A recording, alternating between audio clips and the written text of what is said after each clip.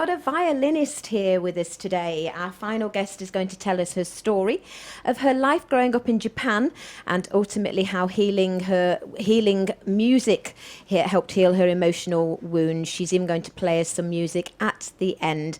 Welcome to the show, Maya Violinista. Thank you. Thank you for joining us today. Now, whereabouts in Japan did you grow up? Actually, I've been bounced around quite a lot. I was actually born in Hamburg, Germany. Then when I was 3, I went back to Japan and then stayed there until 7 to 10 and then went to the States. Wow, traveling around a lot. And back to back to Japan again after the States. And then England, Ireland, and then finally in Spain. Finally in Spain. Yes. Wonderful. Well, we're so glad you're here. I was reading about your parents, such an interesting backstory, because your mum was an orphan born into a geisha house. Yes. So I had very two complicated parents. My mom was orphan. She was born into a geisha house. So her dad, her father was actually a really rich man. And you know, rich men, they're allowed in Japan, they're allowed to have many women. Okay. Yes, so her mother was actually a servant, but one of the most beautiful in the geisha house. And her father, which was the geisha owner, fell in love with her and had my mom. But then the mother passed away when she was 3 years old, had some complication in the birth. And then she was given away as an orphan because, of course, the father couldn't keep her because she was not the official wife. Oh, what a sad story. And what about your dad? My father, he was born into a farmer's house, also lost his dad when he was 8 years old.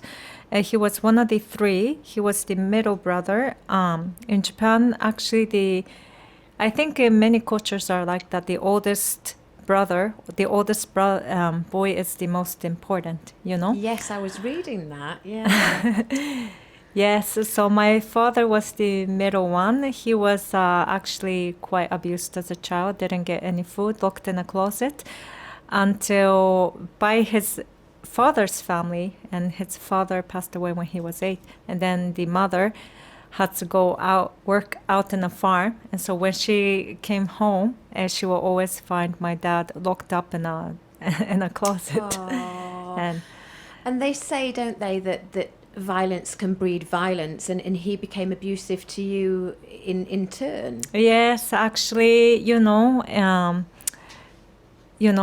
parents don't know how to become parents. They only know we're not actually taught how to be a parent. I think no one is, and the parents always treat their child how they were brought up, so of course it's like a chain. And my father, actually, he was really abusive, very violent to me and my brother. In the house, it was always really bloody. And it took me a long time to forgive him, but I did the inner healing.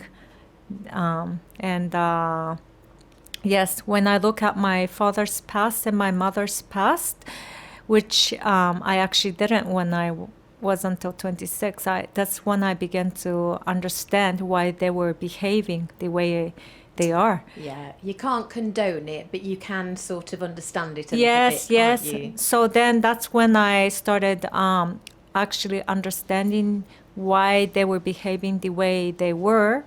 And yes, because, we always think our parents are perfect. Yeah. Always, as a child, you think they're like a superhero, superwoman and superman, Yeah, it's and true. You just think that they're right. They know what's you just best. think that they're like gods, or they're like superhuman and they're always right. They know everything. And then as we grow up, this, what we idolized Yeah, I know. breaks down. I know. And I think, but everyone has some kind of trauma towards their parents or their childhood.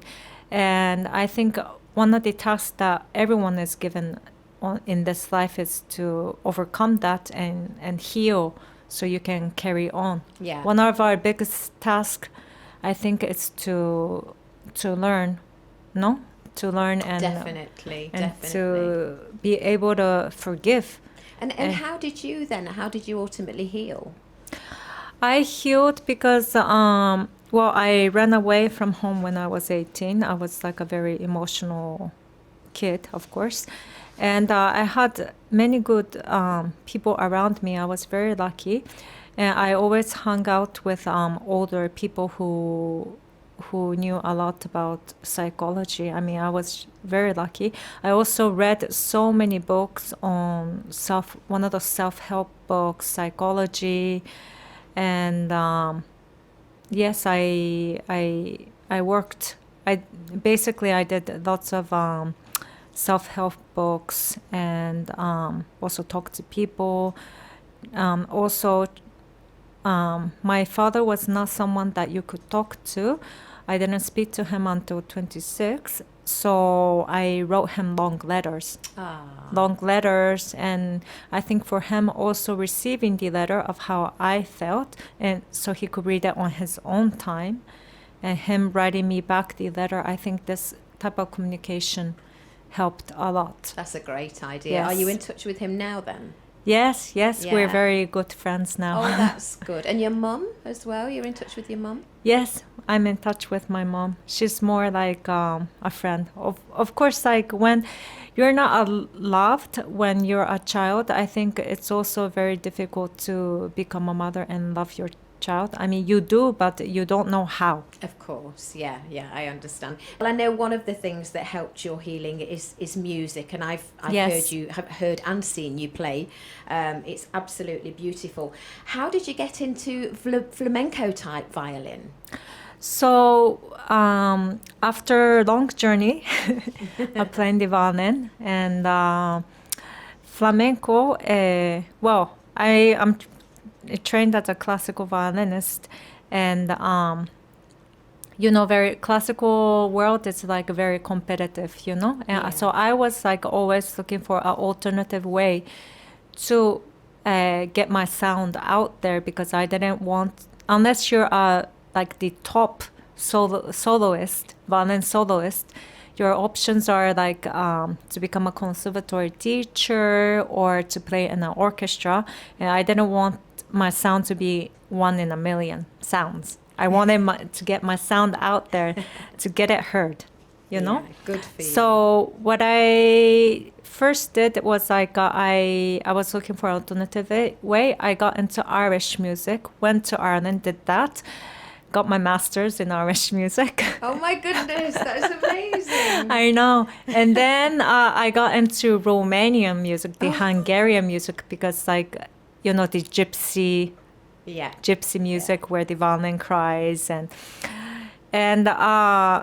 it's very similar to flamenco, the Romanian music. It has the same tonality, the same scale, and there's always like a guitarist accompanying, right? So I was always looking for a guitarist, and then my friend from Ireland told me, oh, you should, my friend from Ireland, that's Spanish, from Palencia, had told me, Maya, just go to Spain. You're just looking for a guitarist to play with. There's so many good guitarists.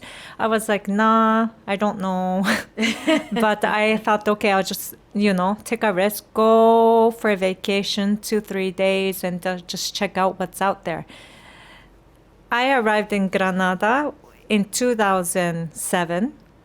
When Spanish economy was actually really good. There was so many musicians in Granada. In every corner of the streets, every bar had like 2 concerts in one day, right? And then I went to a flamenco concert in one of the oldest peña called Peña Prateria. And when I saw the concert, tears started running down my face. It was like, the music was so deep, Yeah. And I saw that there was no one playing violin in there. Oh. And when I saw that, I thought that's going to be my thing. Oh, amazing. Well, I can't wait to hear. But before we do, I have to ask you, for anybody listening, can you help? Can you give lessons? Can you teach us all how to do it? Yes. I give private lessons online and also physically. And now I'm setting up a school called Modern School of Violin online. Oh, wow.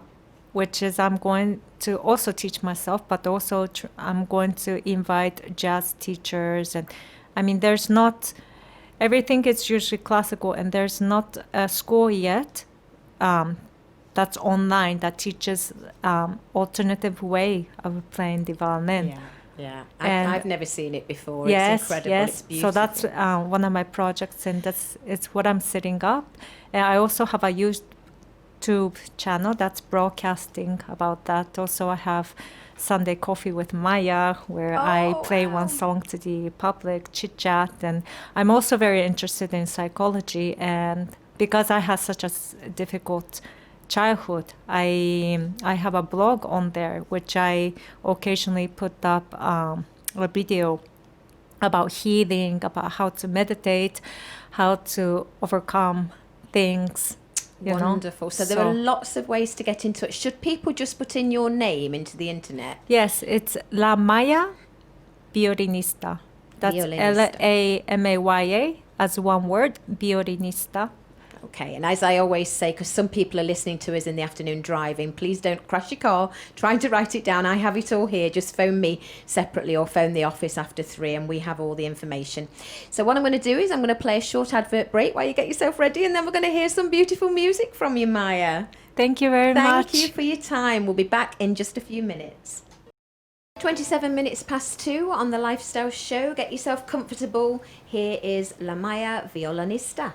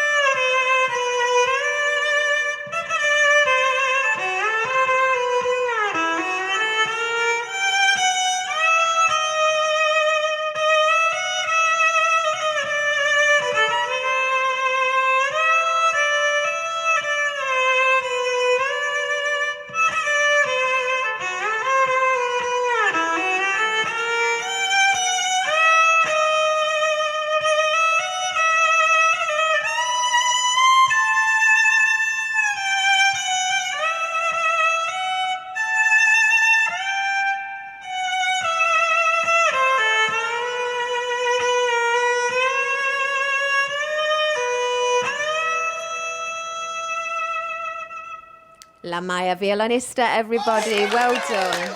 Brilliant. Absolutely beautiful. I have all the information here for Maya if you want to find out more about her or start violin lessons yourself. Thank you very much, Lamaya.